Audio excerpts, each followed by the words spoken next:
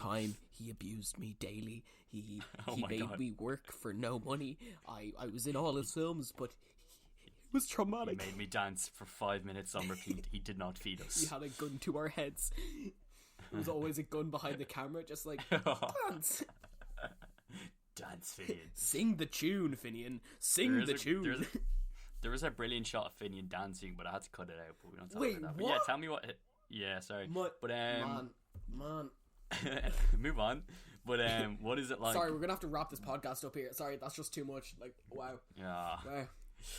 What's it like being directed by me? Tell me. It's completely different to how you are. You just suddenly like switch to just like you know when you're on set and like you know exactly how an AD is, not the director, like the AD. Yeah. You just switch The to AD that. is like the most stressful person ever, and he just screams at the You just director switch to and that, like like children. not like shouting at anyone, but just like, boys, let's do this. Okay, come on, let's go. Like no, okay, no messing around.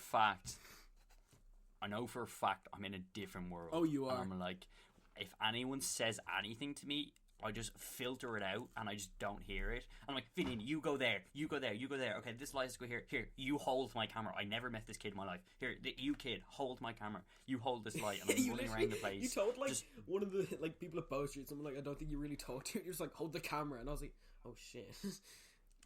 Yeah, I just handed because that's how stressed we were for time. Yeah. I just handed random people my camera and I was like, here, you just film this bit.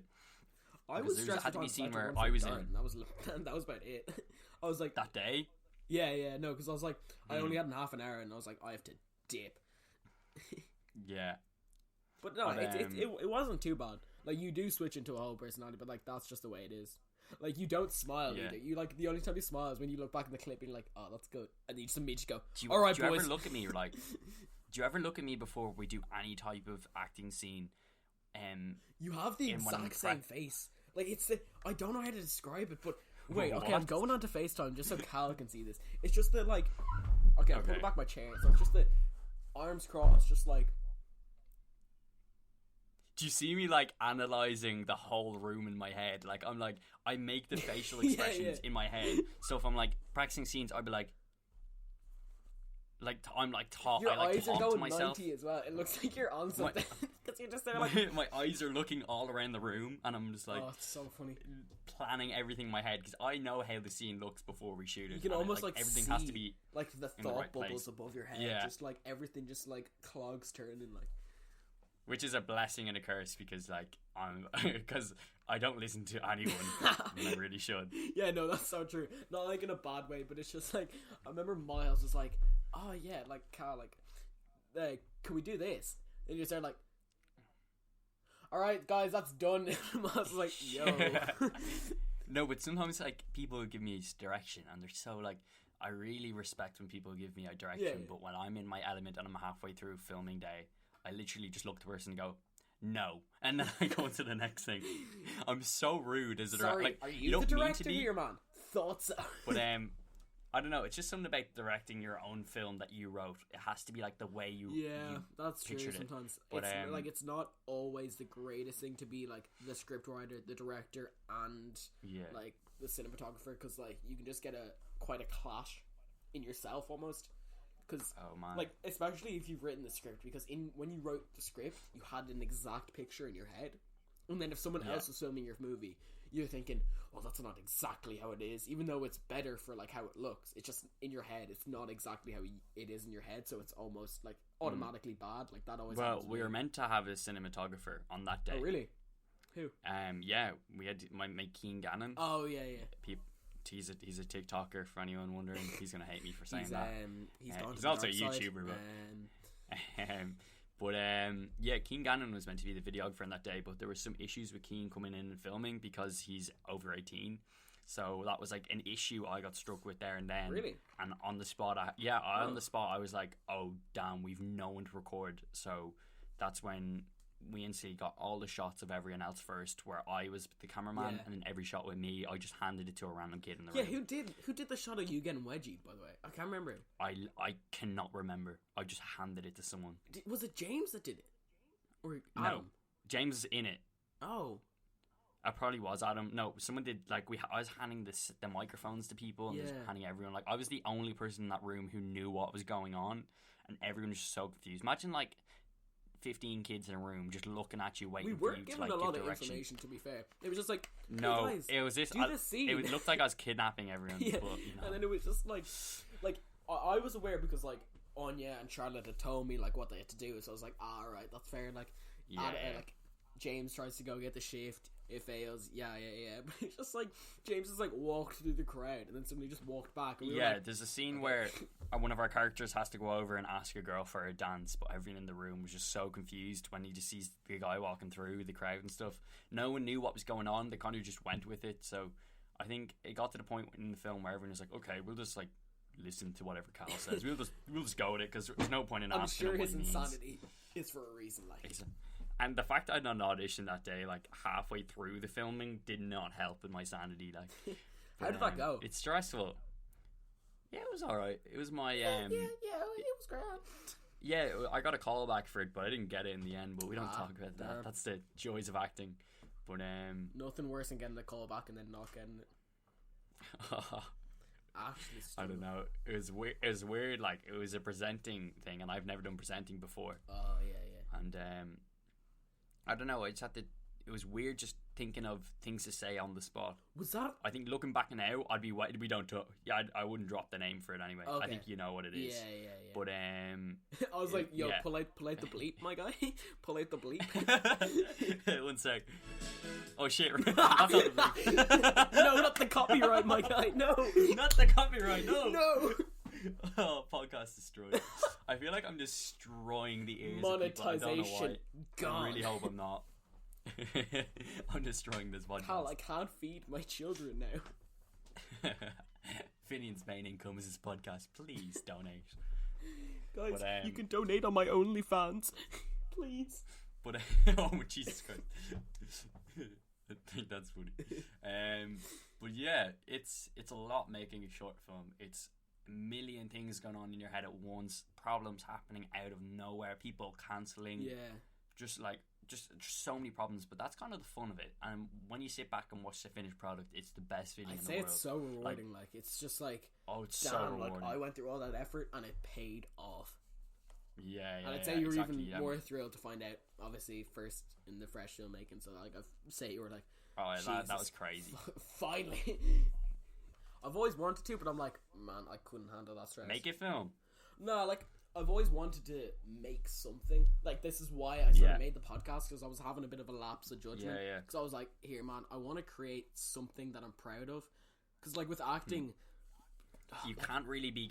Like, it's acting... The thing is, you can be very... Like, it is a very productive thing. Yeah. But it's something that takes a lot of waiting around. Yeah, true. It's not like you can work on it... Yeah, you can work on your skills every day, but you can't, like, prepare for a role you or anything every day. You can't use those skills every day, which is annoying. Exactly. But on this podcast, you can constantly work on it and plan on it. Yeah, and also, like, the thing is, like, even, like, when Arnold's File just dropped, and I had, like, one scene in it and one line, grand. Ended up getting cut, but that's fine. Did it? Yeah. Oh, I had I had 2 lines. It was like a scene with Artemis. What were they? It was... What was it? 1 second, sorry, I just need to... Let me bust out the script here, 1 sec. You're mental, Artie. Where'd you learn all that? Oh, I just know it. I got cut. Yeah. And I was like, jeez, oh, well. That's twice this man. year you've got cut from films, man. But, like, I was so sad, because I was like, I genuinely thought they'd keep me in the film, because me and Kenneth Branagh, like, we're tight. Like, we're basically bros, like. Kenneth Branagh directed the film, by the way, for anyone who doesn't know. Kenneth Branagh is who, if you don't, like, who are you? I think they copped that. That's twice this year you've gotten cut out of films. That's it. Wait, did I? That's not a good. Oh, yeah, Cal. Yeah, Yes. Don't remind me, man. Fuck. I can send you the bit. I can send you, like, please do. I just want to, like, save that. I could add it to, like, my show reel, like, you know, when you had to send it. Just like 2 seconds of me just You're bopping in away, the behind the scenes video, which is great. Bopping away with my jaw going 90. Oh my god. that you're not helping the drug scandal. I'm just in the corner like, yeah, man, this is some boys, yeah. This is a drug scandal absolutely happening right now in this podcast. It is in the making. I'm a child. It's gonna be a child star, like, into this rehab. This isn't even a podcast. You know, This isn't even a podcast. This is Finian's just trying to ruin my career. I'm just planting evidence. We're on the podcast. You just hear like the guards knock down the door, like, "Daddy, open up!" FBI, open up! No, but as I was saying, going back to the whole like actual nice thing and not the drug scandal, I kind of had like a. Okay, I use the word crisis very lightly because it's not a crisis, but like, where I was like, I want to create something like I'm happy about, because I looked back, like most of the things in acting, you always look back and you are so critical of yourself. Like there's sometimes where you look back and be like, damn, I'm really happy with that. That was really good. But then, like, there'll be other times where you look back and you'd be like, geez, why did I look left instead of right? Like, gee, what an idiot. Like, what an actual, like, oh god, I'm such an idiot. And it's annoying because you end up just over-analysing your scenes so much, and it's just, like, it's annoying because it's like, yeah, like, you waited those months and months, and it's like, yeah, damn. Like, you feel like you threw it away, but you didn't, like, because all you could do was your best, and that's it. Yeah. I, like, had my first ever big movie experience. Oh, the RTE one? Last year. BBC. Oh, yeah. It's called The Windermere Children. I played a local English lad who basically bullied the new arrivals. That's basically my character plot. But I was so conscious on set. I was like, wait, did I have my hands in my pockets there? And I'm like, oh, I don't know. And I'm like, oh, I ruined my career. Yeah, it's very intimidating on those big sets because you're like, it's very scary. This is especially your first day. Everyone around you, this is their job. Like, to you, it is a job, obviously, but you're a teenager who's just on this big film set, and you're like, man, I'm ruining careers here. But like, it's different from going from like one kid in a little disco room filming all his mates, but when it's going from onto a big set where there's 200 people on set. Everyone has a different job and they're all watching you and relying on you to get this right. It's so nerve-wracking. Oh, tell them about the the penalty. Okay, in this movie, right, I when I auditioned for the movie, it was a callback to meet the director. Went very well, and coming back from Belfast where I did the audition, I got a text saying, "Can you play football?" from my agent. And I was like, yeah, loads. I'm really good at football. Very good. Scored loads of goals, all that stuff. I should probably state I'm terrible at football. Very bad. Whenever I'm playing with my friends, I get slagged for how bad I am.